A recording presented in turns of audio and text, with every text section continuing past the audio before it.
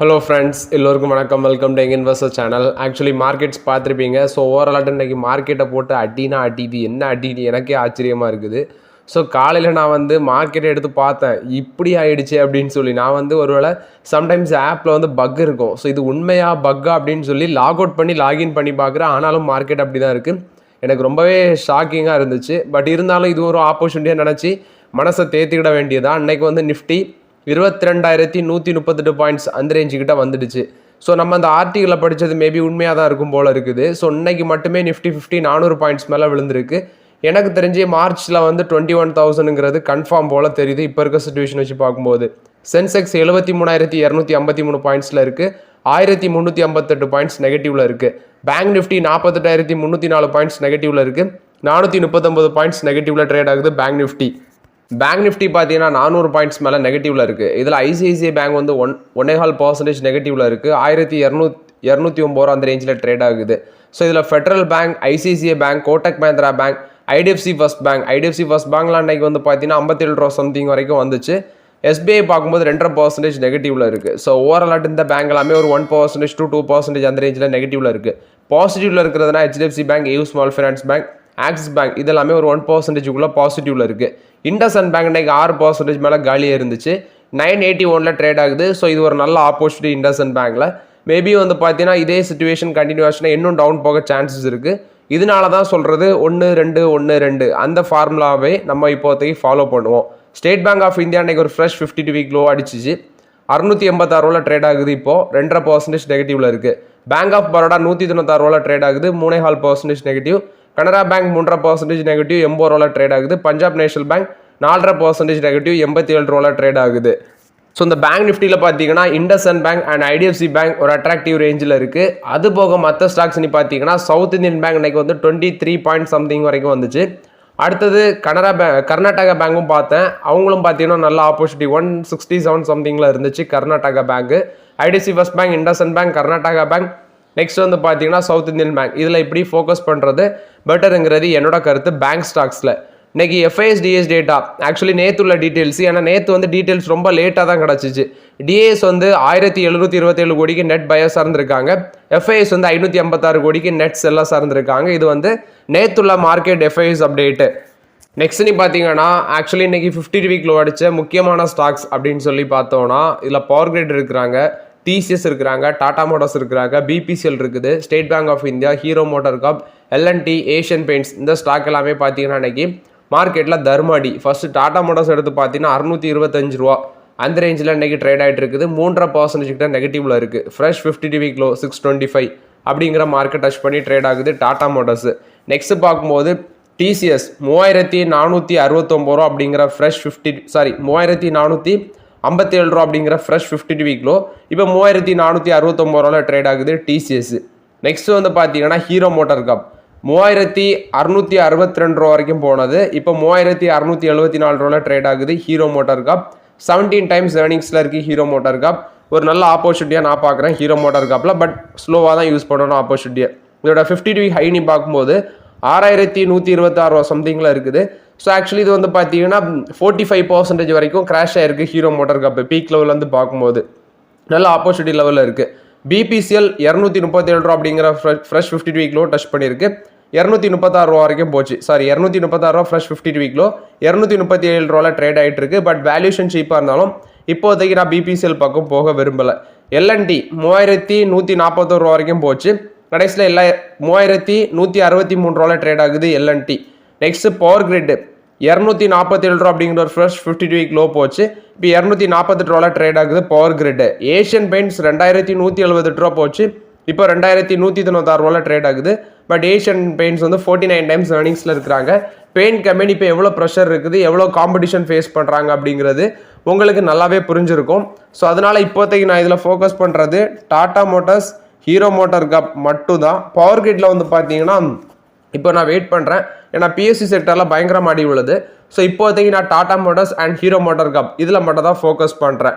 அது போக இந்த ஸ்டாக்ஸை தவிர்த்து ரெட்டிஸ் இன்னைக்கு ஒரு ஃப்ரெஷ் 52 வீக் லோ 1,104 ரூபா வரைக்கும் வந்துச்சு. 1,121 ரூபாவில் இப்போ ட்ரேட் ஆகிட்டு இருக்குது.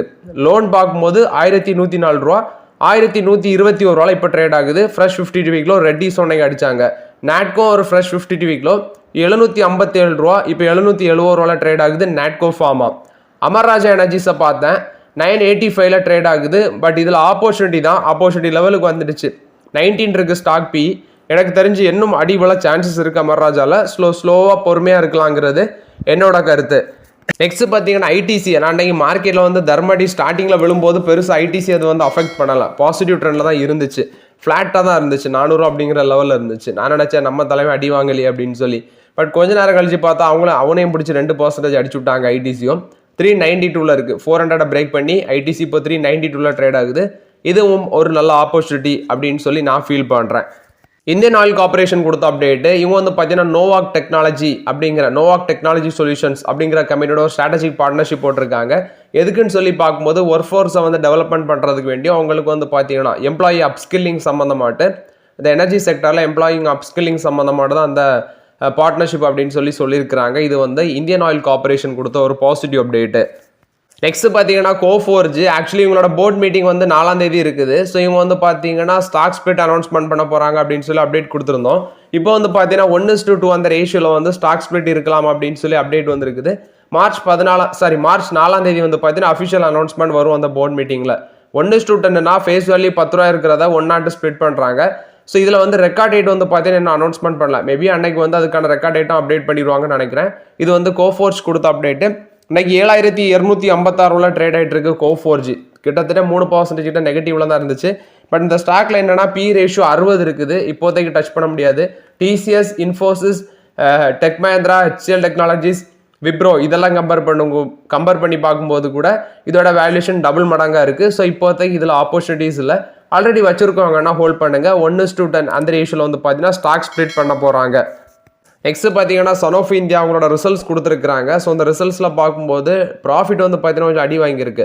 பட் ரெவன்யூ வந்து ஒரு 9.7% இன்க்ரீஸ் ஆயிருக்கு. 514 கோடி அப்படின்னு சொல்கிறாங்க. நெக்ஸ்ட் ஆப்ரேஷனல் பெர்ஃபார்மன்ஸ் எபிட்டா வந்து 18.8% இன்க்ரீஸ் ஆயிருக்கு. 118 crores இருக்குது.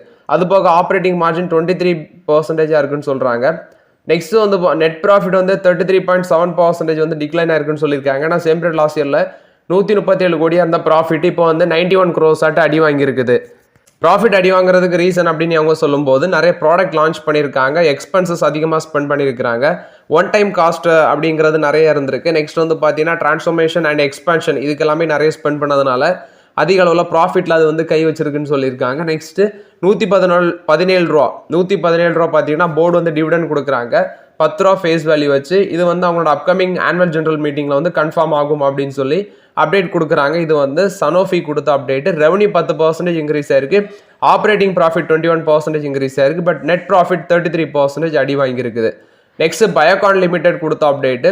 இவங்க வந்து குளுக்கஜான் லைக் பெப்டைட் அப்படிங்கிற GLP-1 அடுத்தது லிராக்யூலோடைட் இதை வந்து லான்ச் பண்ணியிருக்கிறாங்க. எங்கன்னா யூகேல டயபெட்டிஸ் அண்ட் ஒபிசிட்டி இது சம்மந்தமானதான் இது ட்ரீட்மெண்ட்டுக்கு யூஸ் பண்ணுவாங்கன்னு சொல்லியிருக்காங்க. ஸோ இது வந்து யூகேல லான்ச் பண்ணியிருக்காங்க. இது வந்து பயோகான் லிமிடெட் கொடுத்த அப்டேட்டு. கிரானியூல்ஸ் இந்தியா கொடுத்த அப்டேட்டு. USFDA வந்து இன்ஸ்பெக்ஷன் பண்ணியிருக்காங்க. ஆகஸ்ட் 2024 இன்ஸ்பெக்ஷன் பண்ணியிருக்காங்க எங்களோட காகிலாப்பூர் ஃபெசிலிட்டியில். ஸோ அந்த இன்ஸ்பெக்ஷனுக்கு வந்து பார்த்தீங்கன்னா வார்னிங் லெட்டர் வந்து USFDA இஷ்யூ பண்ணியிருக்கிறாங்க கிரானியூல்ஸ் இந்தியாவுக்கு. இது கிரானியூல்ஸ் இந்தியாவுக்கு வந்து ஒரு நெகட்டிவ் அப்டேட்டு.